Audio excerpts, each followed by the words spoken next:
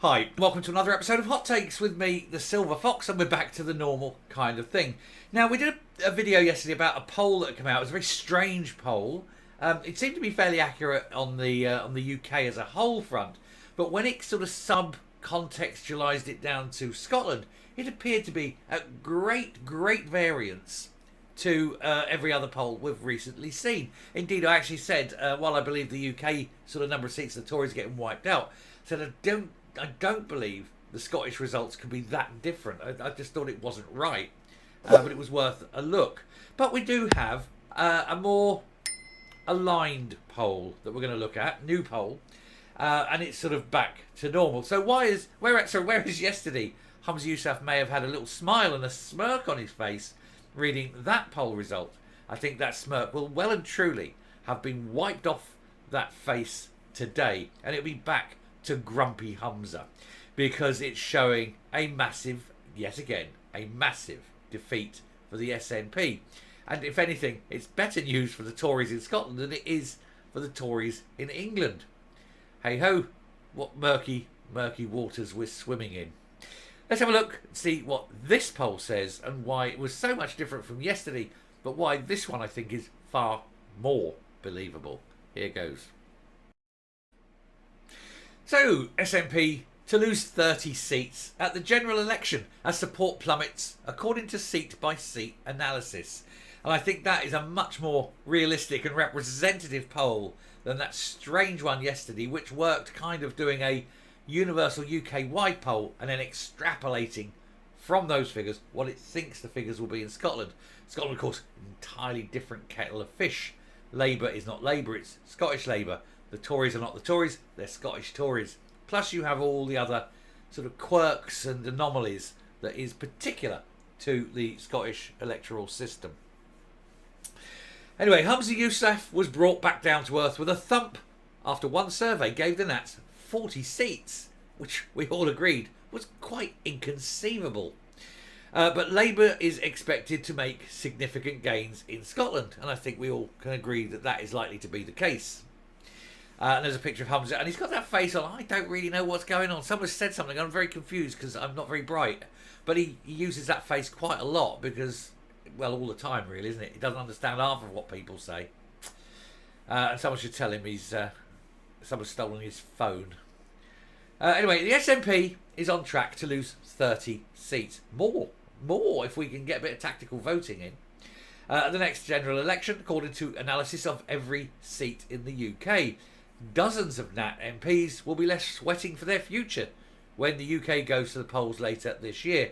And they'll all be sitting there. SNP, MSPs and MPs. Well, MPs more, because obviously that's the current election. But the MSP MPs will be looking, and they'll be looking at Humza Yousaf, and they'll be looking at these polls, and they'll be saying, Humza Yousaf, you are going to cost me my job. I'm going to have to go out into the real world and get a proper job. And they're not used to it. They don't know. Most of them are unemployable, never mind unemployed, because they've never held a real job in their life. And this is the problem. What do? They'll have had, some time. They'll have gathered their moss and got a little bit fat at the public purse. But that won't last forever. And so what do? Who knows? Anyway, while the SNP figures were buoyed by a poll on Wednesday predicting their losses would be limited to just a handful of MPs, the forecaster Election Maps UK predicts the Nats will hold just 18 seats once the votes are counted, possibly fewer. Like I say, a little bit of tactical voting, and it's possible to get them down to single figures. Labour is tipped to win 28 seats, up from 1. I mean, that's just crazy, isn't it? And as the party forms a majority at Westminster. And of course it'll be that sort of push, that momentum, that will take them forward and hopefully to challenge at the Holyrood elections 2.5 years from now. And that also will hopefully hasten the end of the SNP in total. Because without all those politicians having to chip the money in, and without all the parliamentary money, the short money, they are going to be deeply troubled for cash. Scotland is expected to buck the trend with the Tories clinging on to their 6 MPs, and the Lib Dems are forecast to win 5, up from the 4 that they've got now. Labour is expected to dominate the central belt, but there's still everything to play for in several constituencies where the race looks to be extremely tight. East Kilbride, East Kilbride and Straven, which Tory defector Lisa Cameron won for the SNP in 2019, is expected to go to Labour by just 0.4%. Tiny. That could be just literally a few votes. There's less than 2% between Sir Keir Starmer's party and the SNP in Paisley and Renfrewshire. Paisley and Renfrewshire South, Paisley and Renfrewshire North, Cumbernauld and Kirkintilloch, Bathgate and Linlithgow and Livingston. Wow, that's 1, 2, 3, 4, 5. Because I think, is that 5 seats where there's less than 2%? That is literally, that's a couple of houses, isn't it? There's not much in that. That could go either way. The Lib Dem lead in Caithness, Sutherland and Easter. So I suppose that means Easter Ross, not Easter Oss, as they put. Also small, while the Tories are clinging on in Dumfries and Galloway and West Aberdeenshire and Kincardine. It follows a UK-wide poll by Find Out Now, suggesting that Humza Yousaf's party would win 40 seats in Scotland. However, when we saw that, we realised that couldn't possibly be true. That was an outlier, and indeed it was an outlier so beyond the scope of everything we've seen, it can be quite safely ignored. Even Ipsos Mori didn't give the SNP 40 seats, and they were paid to be nice. However, most Scottish-specific surveys suggest the race between Labour and the SNP is too close to call in terms of the popular vote, and with the fact that the number of Scottish seats is decreasing is also complicating the picture. But, there's an election. That's the 2019 notionals. So that's what it was, and then that's what it looks like it's going to be. That is stunning, isn't it? That is a huge difference. But Labour, plus 225 seats. Cons, minus 225 seats. That's a 35% swing. 35%. That is a ridiculous amount. Anyway, it comes as polling experts say the SNP has suffered dramatic loss in support since Nicola Sturgeon's resignation exactly a year ago. I would also suggest it's followed the creation of the new leader as being Humza Yousaf. He would have been very unpopular because there's a lot of people who didn't want him, and I think there's even more of that now.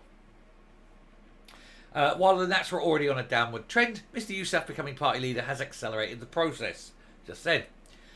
Pollster Mark Diffley, a former director of Ipsos Mori in Edinburgh, so he would have been someone who would have been on the pro-SNP push for the Ipsos Moris, are still coming up with this. Wow. He said the drop in support for the SNP and the related upturn in support for Labour meant the upcoming general election would be the most competitive in Scotland since 2010. He said what seems to have happened is that Nicola Sturgeon's resignation and then, equally as impactful, the police investigation that the party finances have accelerated the fall in support. And it couldn't happen to a nicer bunch, and it just needs to happen a little bit more. And he'll be out. He may well not even make it to the general election, though, the way it's going. So that'd be goodbye, wouldn't it? Farewell, Humza. Don't call us, and we won't call you. Coming up. Yes, that's a much more sensible poll, isn't it? It's anything that puts you on an outlier, like that one from the other day where it was 40 seats to SNP, when nothing had even got close to that before, you know it can be safely ignored. I did trust the UK-wide one when they did say that the Tories would likely lose an awful lot of seats. I think that's entirely possible. But it did otherwise seem a bit of a guessy work with Scotland. I don't think they took in the sort of the nuances of the different parties. Nor indeed probably didn't take in other things like Alba and the Scottish Greens and things like that. So who knows? Who knows what they've done? Anyway, I shall stop there. Thank you very much for watching. Do please hit the subscribe button, ring the bell, leave a like, leave a comment, please share the video. Till next time, stay safe, stay well, and I'll speak to you later.